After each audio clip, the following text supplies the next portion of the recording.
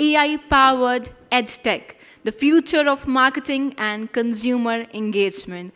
And to take the session, please put your hands together as I first of all like to start by inviting the session chairperson, Ms. Himani Singh, ladies and gentlemen, Associate Director, Global Sales from Globale Media. Next, I would like to do the honor to invite Alekhya Chakrabarty, Vice President, Marketing and Growth, Unstop. Louder round of applause. Come on, everybody, put your hands together for the gentleman. Next, I would like to request Mr. Lakshya Chandwani, AVP Marketing, Naukri.com.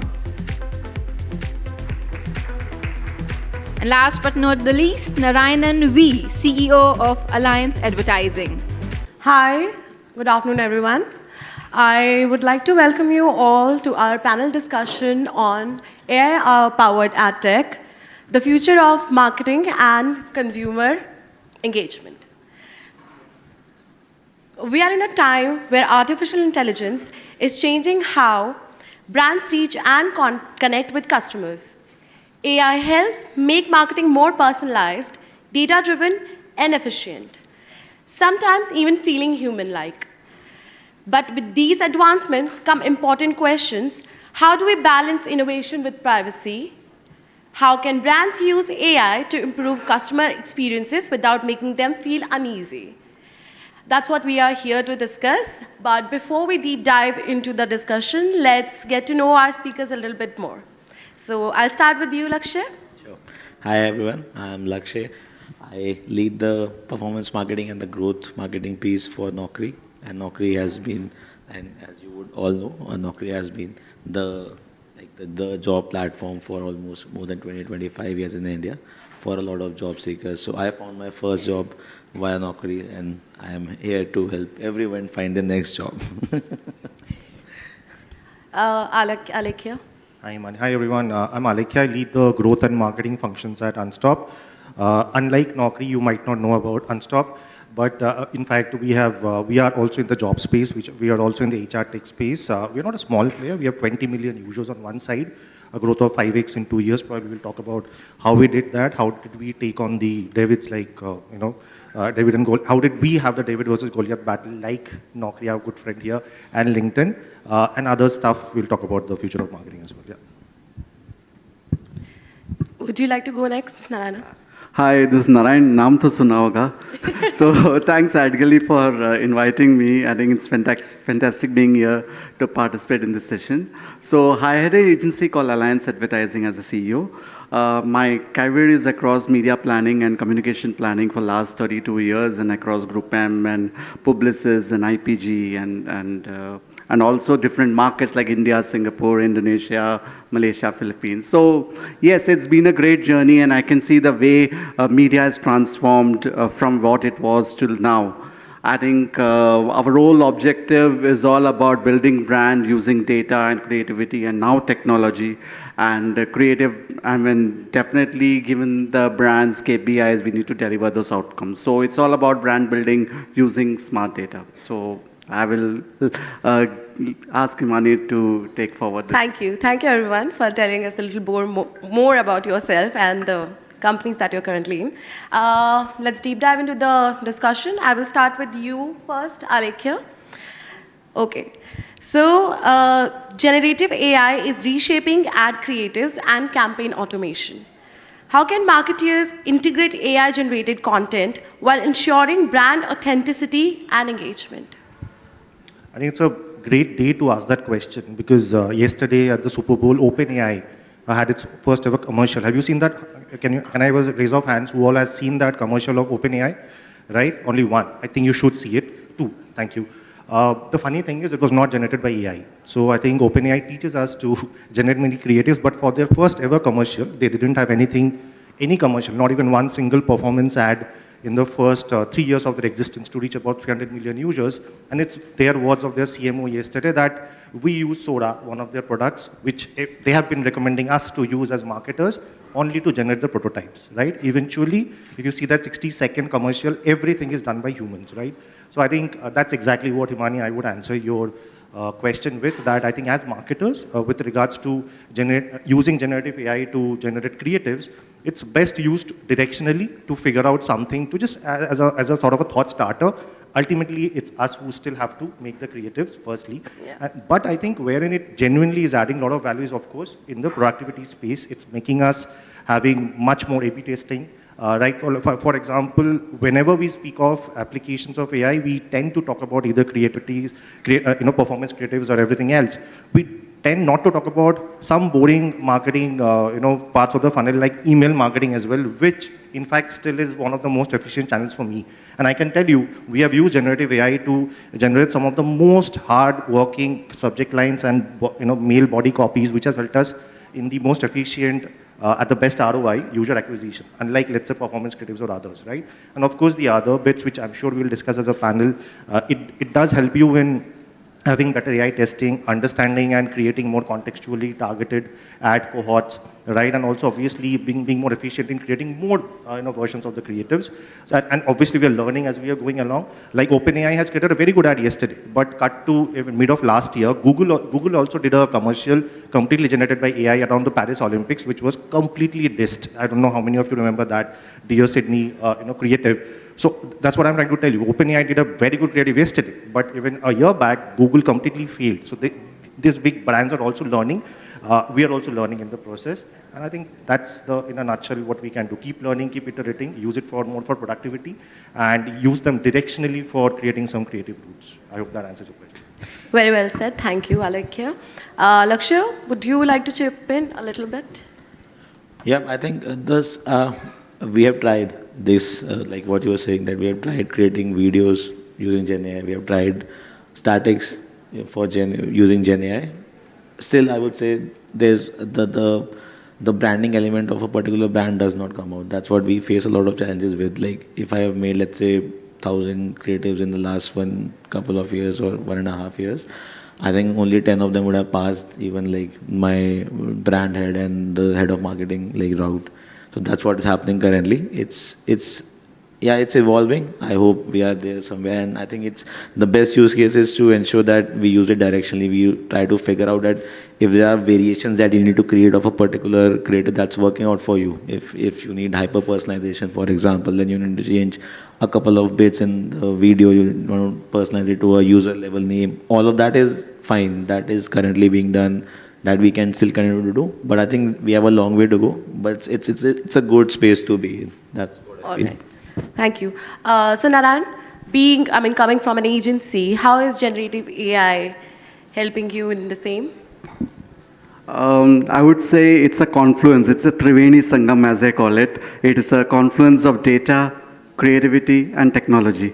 So it's all boils down to smart data, which is a core foundation for using it for better consumer centricity. And there are distill algorithms which clearly distill the unique insights and then blend it with customers' preferences and taste to kind of build a seamless strategy. Now, the seamless strategy is all about seamless engagement. Now, the term here, which I think as an agency or as for all brands which wants to build brand in this AI space, it's all about giving this personalized engagement, which is more important. I'll give a use case in the agency, and it's not about just personalization, but it's all about personalization with scale. AI should help to give that advantage, and it has to be a kind, as Basant rightly said, it has to be omni-channel. It can't be limited to only a TV or a print or a digital or something. So I'll give a case where we use generative AI, we use AI better, and this is a good case study within the agency. The brand is Cracks Corn Rings. Now, obviously, it's a snack category targeting kids, and we fight against Lay's, Kurkure, and Bingo, and obviously, we can never match their spends. The target audience is kids, and our share of expense, as we call it, it's a marketing or advertising or media jargon, as we call it, it's like just 2% compared to what they spend. So what we did is we looked at data. We were like, how do we catch this kid? Like, we need to see some trends. So we saw some trends of different characters coming in, and there was one character which was trending. We saw data, also mapped it with television data to see which is the character who would kind of engage a kid. So we found this character called Little Singham, which is like kind of a comic version or a animated kid version of Singham. So we used that character. We found that that character was picking up. So we said, okay, why don't we do something with this character? You can build it and kind of build a kind of immersive experience with this. So we tied up with Discovery to own that character. And we said, okay, let's not do just a tie-up and make a TVC and run it, but we have to bring in this kind of personalization there. So the task was to elevate that performance or elevate that experience with this character. So we also took this partnership into our packs. We created special little Singham packs, which had some 2 or 3 cards which were put in. There were those character cards. There were 6 characters in that. Little Singham was the main one. And we put the cards within the packs, and then we started doing a TV campaign. We ran a TV campaign to promote these packs, and we made Little Singham create an ad, and it was a beautiful ad, and I think Discovery did a great job. To that, we had a very good tech partner or a AR partner extender. So what happened is the packs were in the market. The kid has to just scan the pack, the card within the pack, and scan that pack. The whole character came alive. And they could engage with the character, they could make him sing, and they could also kind of make him say this dialogue, Atta Maji Satakli, and I mean, there were a lot of things a kid could do, and it was a very personalized experience. So what the point, and that really worked because our awareness went up by 74 to 87, the trials went up by 64 to 74, so it had a great impact. And what we found is even after our TV campaign, we found that the scans were going on. So it was completely immersive experience, and we used insight, but like Anita in the previous session said, that it's all has to have an insight. The insight is that kids love the superheroes, and you give them something that's engaging or something that they would like, and it's very personalized. So every kid had a different way to interact with this, with their favorite character, and it really worked. So it was magical. So it's a case where there is a data. We use data, yes, to identify the character. There was creativity where the whole thing was to bring alive the character. And there was technology to bring in this immersive experience. So it's a confluence of these three which really helped build the brand. So that was my first explanation or kind of how do you bring in this kind of use generative AI to create immersive experience. The other examples is all about, yes, we know AI left from a creative perspective, it helps automate production, it brings down the production cost, it has better efficiencies, I think that's so and so. And also, the third example, which is also within our agency where we have tried for a skincare brand, and this is sunscreen, where we use live UV index data mapped with temperature, and every city had a different messaging. And there was, like for example, Delhi, which had a very high UV index, had a dry climate, had a kind of messaging for a hydrating primer. Mumbai had a... Sorry, I would like to know which is this sunscreen. I might use it. Yeah, it's Lotus sunscreen. So then for Mumbai, it was very high UV index. We said, okay, let's promote SP50 plus. Chennai, which is a very humid, less UV index maybe, and more kind of moisture index was high, so it makes sense to promote non-greasy formula. So it also maps the data, maps creativity, and creatives were as the term we call is this dynamic creative optimization. I think that AI has helped to take it to a live, real-time basis. Previously, we used to just make ads and put, Mumbai mein ye chalao, Delhi mein ye chalao, but right now using the live data, which is a live real-time UV index data, real-time temperature data, real-time moisture data, you could integrate within the ads and kind of build a greater engagement. I think these are some way where creativity and data and technology can come together, which is I call the Triveni Sangam, and I think everyone knows because the term is very familiar due to Kumbh Mela. So that's my formula for giving a better engagement. Thank you, very well said. Thank you, Narayan. My next question is to you, Lakshya. With machine learning driving productive audience targeting, how can advertisers ensure hyper-personalization without crossing ethical boundaries? What are the key challenges in balancing relevance with consumer privacy? Yeah, so I think it's interesting because I think we all know that we have been remarketed that ad, we have been shown that ad that we were like, okay, we were just thinking about it or talking about a certain product. and then you are shown that ad, and then you keep wondering why is that happening. So I think two parts to it. A part of is it, yes, of course, a lot of all the top ad platforms know a lot about you, about me, or about everybody else in the room, and then that's how the hyper personalization happens, right? How can AI help it? I think and we are moving towards first party data, using your first party data to deliver your messages, and third party cookie deprecation is on the cards. It was supposed to happen this year, didn't happen. So I think we are moving towards that, and the trick here is to ensure that you don't go to that person and say this is what you need. You build teams, you build, let's say you take that insight out, and then you try to deliver it to your audience. I think that's better. And try to convert that into that. The messaging has to ensure that it's not coming across as very personalized to the person, but is of course catering to that one insight or that one need that you inherently have. Let's say if you are searching for a certain bag, or I was searching for let's say a particular shirt. So how you put that message across, you of course the advertisers will know like what data they capture everything, right? But how you put across that message, that becomes really important. And I think that is where I think AI will be able to help us. Once we move to, like, let's say first party data will be the only data that you can use, and it's on us to ensure that we use it very ethically and we don't cross boundaries, which will happen because it's your own data. You will call out, we should call out like on our websites what data do we capture and how does that data help you.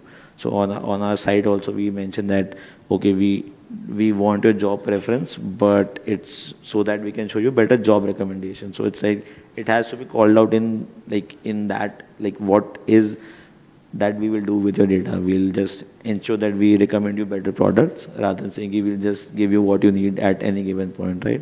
So that's essentially how we can probably go about it. Yeah. Adding one point there, I think a great point on being more transparent with your users. We can take a leaf out of those new gen D2C brands who actually make their packaging talk. Like, they have now figured, a lot of, like the Whole Truth Foods, for example, comes to my mind, how they have used their packaging, surface area and inventory to tell a story. Equally for us, like tech brands, those privacy, policies, they are so boring to read. Like, Jesus Christ, that there's an opportunity to tell it very transparently and have a one-on-one conversation with the user. Ki, bro, this is what you're signing up for. We are here to help you, give you more value content. And if you have a problem, then, I don't know why they have to be so legal mumbo-jumbo, right? So I'm just saying that's a very basic opportunity for us tech marketers to look at and probably just innovate there. Yeah. Absolutely. All right. So next I would like to ask you, Narayan. AI is often seen as a disruptor in traditional marketing strategies. What are some of the biggest challenges companies face when adopting AI-powered AdTech solutions, and how can they overcome them? Okay.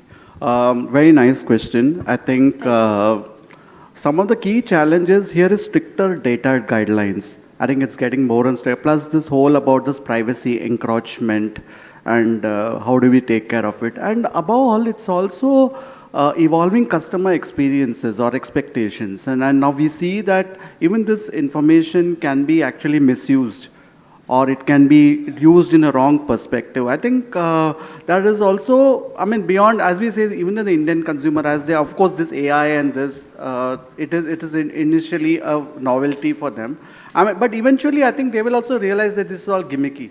You can't create videos using a celebrity's voice and create customized video. Beyond a point, even the consumer will start losing trust. I think this is the biggest challenge we face.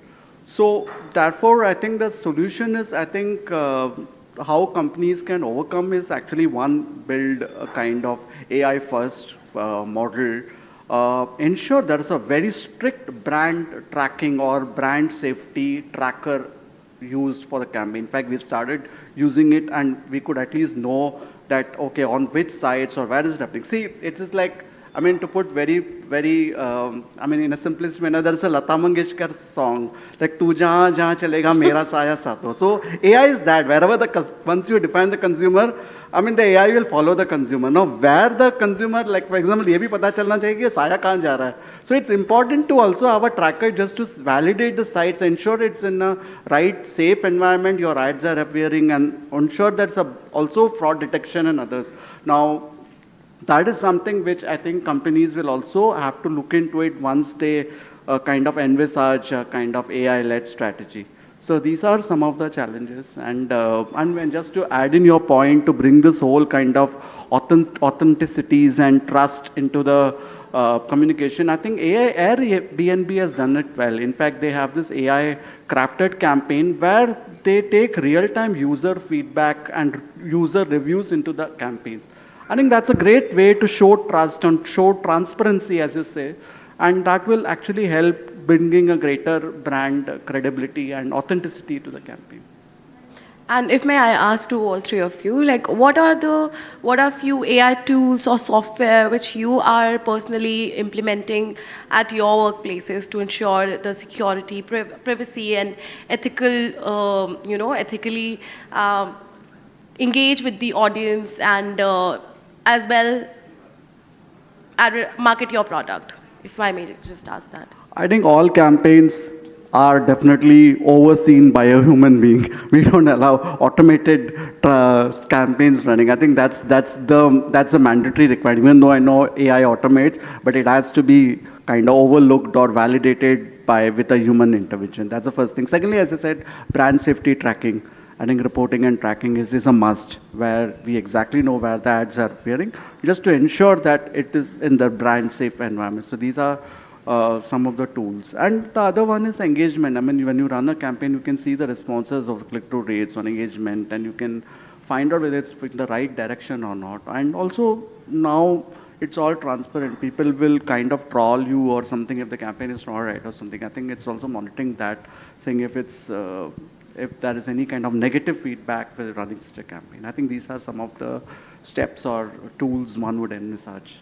I think what I picked it up from a similar panel about a year back from one more marketing head who was talking about it, that she had appointed a AI champion internally.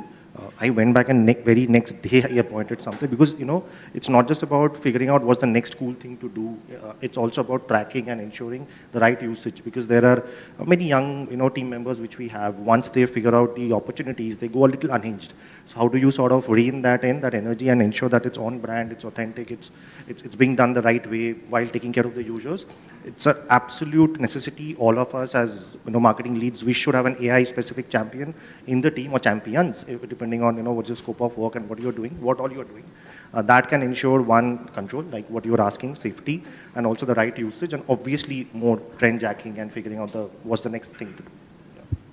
Yeah, it's the same for us. So every campaign that goes out, it's a human kind of like reviewing it, and then we do create a lot of automated campaigns, but none goes live without the intervention of a human being kind of like going over it and then ensuring that, okay, this is fine, now we can take it live. And I think on the other side of things, I think things have improved on the, like at least the top ad platforms like Google and Meta. They have also improved a lot over the years. I remember like we used to like select certain targeting options so that our ads do not reach out to a certain section of audiences or kind of an audience that we don't want to reach them out to. But I know that has been automated a lot on both of these platforms. So like, and that has, I think AI has helped us, all of us together, to ensure that our ads do not go on sites or placements which are like are not brand safe, for example. So that has been there. Apart from that, I think I totally agree with you. I think I'll take that from you, and I'll probably assign a AI champion. Networking 101. Yeah, same here. Absolutely. All right, to conclude this panel, I just have one last question, and then we'll take some questions from the audience. So prepare yourself, please. Okay. What will be the next phase of AI-driven marketing look like? How should business prepare for emerging AI capabilities in AdTech to stay ahead of the curve? Okay, I'll take this. I think I was doing I do this every time I go to similar sessions. I do a mental bingo. How many times is the word AI uttered in, by each panelist? It's a full house always. It was same here as well today, both the panels. I think the future is very simple. It's to be more human for all of us, right? Like when everyone zigs, you zag. Everyone will use AI tech. Everyone will use AI ad tech. Be more human. And again, like it's ironic that the brand, which is the biggest brand in its own commercial, I repeat what I said first, they actually used human beings to generate their own commercial, right? Whether it be the media management or let's say authenticity that you want to bring in, or let's say the creatives that you want to create, 100% we need to be more human. I'll use one more example from our own brand. We are a brand of 20 million Gen Zs users. I have made it a mandate and made my team's life very difficult by saying do not use any stock image. When you do have a consumer base of so much, you better get their image and just talk authenticity, be real, right? So it's something that I learned from a brand that I had a massive opportunity to work on, Dove. I'm sure you know about the Real Woman campaign. They never use a model, right? So I think that's the way to go. Look how Dove is using AI and still being itself. Like they have a famous campaign where they're proudly not using stock images, right, in any of their campaigns still, despite the implosion of AI. I think that's what I'll say. Be more human in the age of AI. That's the future. Narayanan, would you add? Yeah. Yes, AI is here to stay, and it's not a passing phase. It's going to be even bigger than what we expect today. So according to me, I would say that there are 4 P's of AI. I mean, whatever AI in the future. The first one is personalization. I would say it is ultra personalization. I think the great example which all comes to my mind is Netflix. Of course, while they serve millions of customers, and they look at their viewing history, ratings, as well as content preferences, and then they serve you recommendation. I mean, now this is an algorithm called K nearest neighbors, which due to which the whole engine the whole recommendation engine runs on that.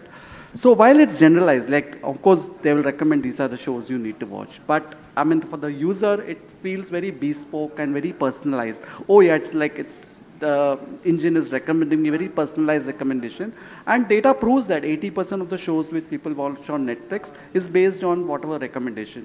I think it's a great example. I would love to envisage this kind of strategy for brands where they are able to actually give personalized kind of communication and engagement, which gets better recall and better KPIs.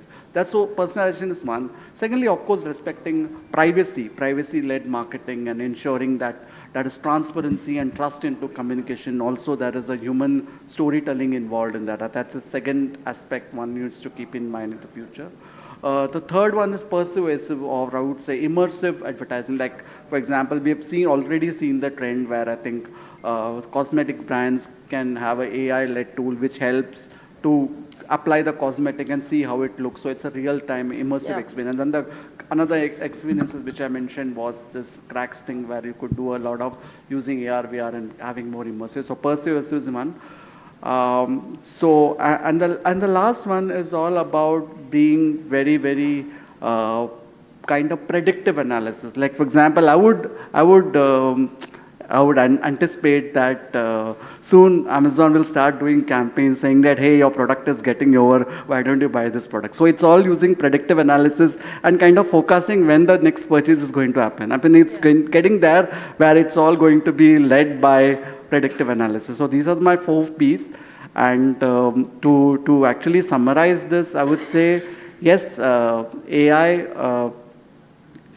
generative AI is definitely kind of intelligent, it is immersive, and it is anticipated. And what it actually leads is, it's here to stay because it is going to be, the role of AI is actually going to be, it anticipates, it interacts, and it kind of inspires. I think that's my definition of generative AI for the future.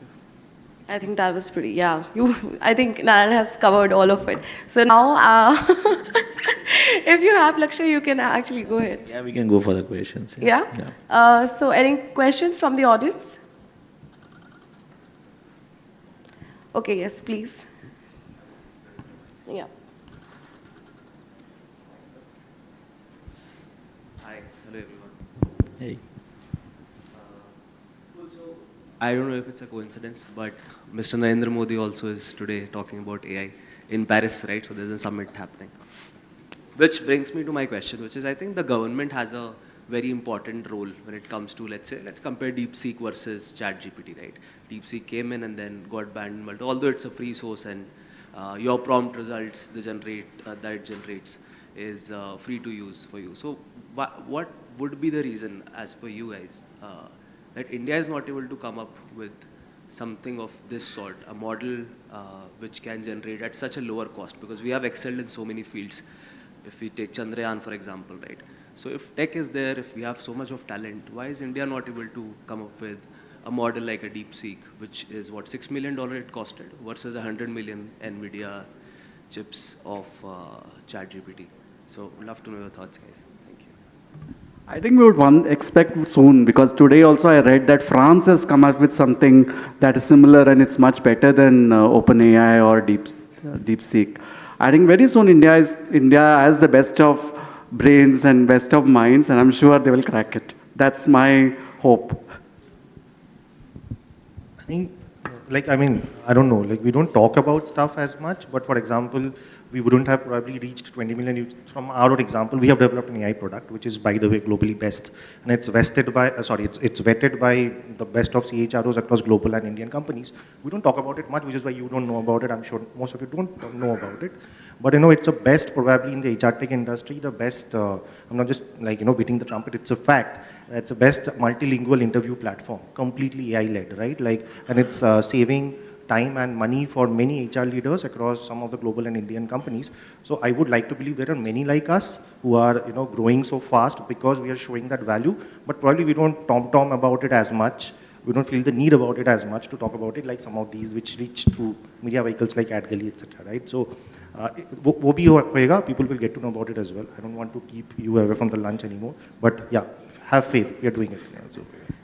I agree. I just feel it's in the works. We'll soon get to know it. And then India is a country of I think 1,000 news a day. So right. So this might come, but you still might not notice it because there is something else going on. But I think it's in the works. So I think we are fairly equipped, is what I also feel, and we'll be there. And I think it's a race, and now a lot of countries will come up with their own models because people realize there is a data war also going on, right? So people realize that, and India knows, and a lot of other country knows. So I think it will be interesting to watch out for it. But I am very hopeful about India also on that front. I hope that answer was good enough, satisfactory. All right. So with that, I would like to end this discussion. Thank you, Lakshya, Alekhya, and Narayanan. Thank you.